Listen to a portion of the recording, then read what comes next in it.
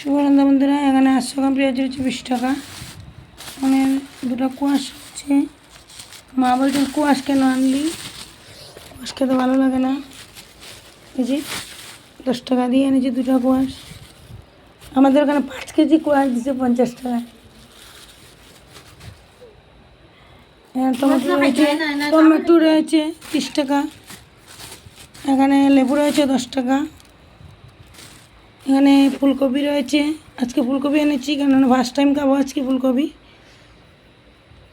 রুই মাছ এনেছি তাই। অনেকদিন পর মাছ খাচ্ছি বন্ধুরা, কেন জানো আমার তো নিরামিষই বেশি থাকে। এখানে রয়েছে ঘটি লাউ, আপনারা কি বলেন জানি না, এটা হলো ঘটি লাউ। আমার বাজার দেখলেন, আর মাছ দেখাচ্ছি না, রুই মাছ আছে।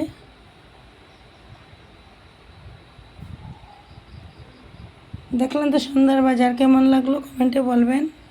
ভালো থাকবেন সবাই, ধন্যবাদ সবাইকে।